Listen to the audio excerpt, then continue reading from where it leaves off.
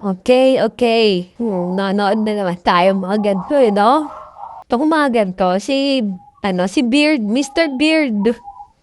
Ang trip niya naman, talagang kasi siya naman talaga siya sa mga competition dati. Tapos parang na-conquer niya na yung competition ng food.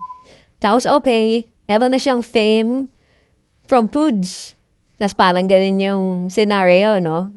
So, ang nangyayari dyan, ngayon, nag-vlog na siya, gumagawa, lahat ng pinupuntahan niya, dinodominate niya yung mga challenges ng mga restaurant. So, yung katulad nito, pumunta siya sa Lisbon. One time, pumunta siya ng kung saan, tas tatalunin niya yung challenge, tas ayun na, gabi na siya. Kasi favorite niya daw yung t-shirt, pero syempre, gusto niya lang ibalik yung mga dati niyang ginagawa na ganyan, dominate.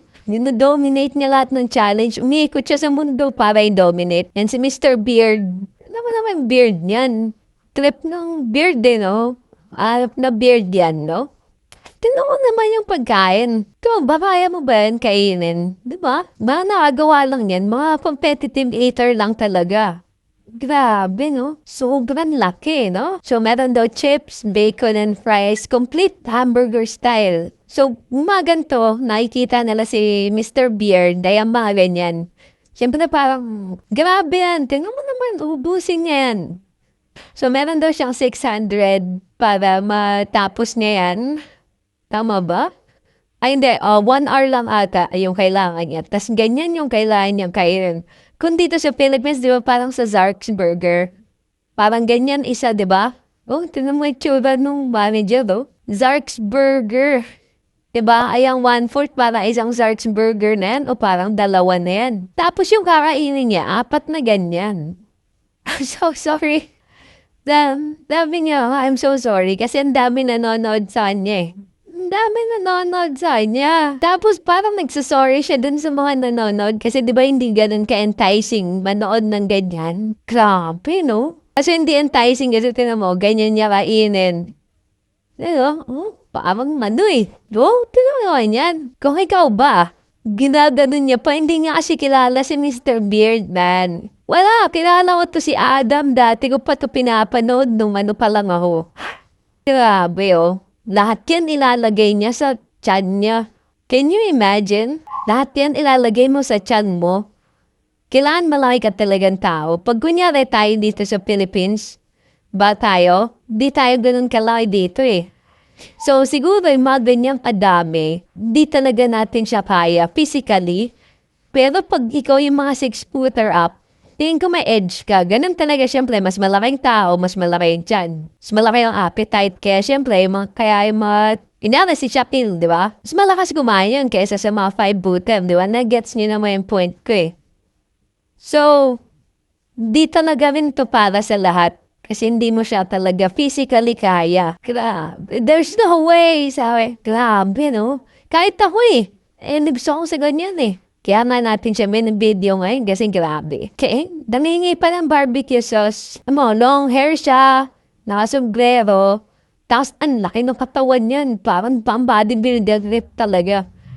Kasi ang technique niya daw dyan, ginagawa niya.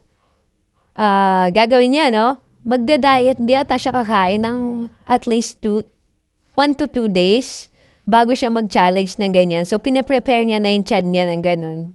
Para hindi siya mag-over sa calorie ata, tapos hindi siya ganun sumabog. Tsaka para kayanin niya kainin yung ganyang kadami. Kasi ang dami talaga eh. Tapos may fries pa. Alam niyo naman gano'ng kabidat yung fries, di ba? 20 minutes lang pala yung kailangan sa burger. Grabe. Grabe, 20 minutes. Kinapos mo yon, di ba? Papalakpak ako. Pag nakita ko yan, nandyan ako. OMG Burger tawag dyan. OMG Burger. Second winner in 10 years. Ganun siya kalakas. May ari pala to yung kanina, tao. Can you do it? OMG Burger Challenge, di ba? Mga bagay na di mo alam kung kaya mo talaga. Pero dahil this chart, ano niyan, trip niya talaga yan, like every after challenge. Hihingi pa siya ng sweets. Hihingi pa siya ng dessert. Grabe, no? Di pampatanggal umay yan. Kasi tinan mo naman, kumain ka ng ganong kadami, tas aalis ka na. So, nagtutubig ka, tas pampatanggal umay yan. Tas kinakausap niya na yung cameraman niya ngayon. Dati ka mo, solo lang siya eh. Ang ginagawa niya, may dala lang siyang camera. Talagang lone soldier lang, lalagay niya lang sa mesa. Tapos nakatutok sa kanya, kumakain siya. Tapos nagkikwento siya habang nakain madalas. Pero ngayon, kaso ngayon, syempre, dami na nanonood sa kanya eh. Dahil ang dami na nanonood sa kanya, kailangan niya na ng cameraman siguro. Dapat na mo, dalawa na cameraman niya ngayon. Isang siguro pang audio yung isa kasi yung isa camera. Pero hindi eh, kailangan natin dalawang angle eh, para maraming choices. Katulad niyan, mo, nilipat niya naman, dalawa yung camera. Yan, tinapos niya na kasi yan, may beer pa siya eh.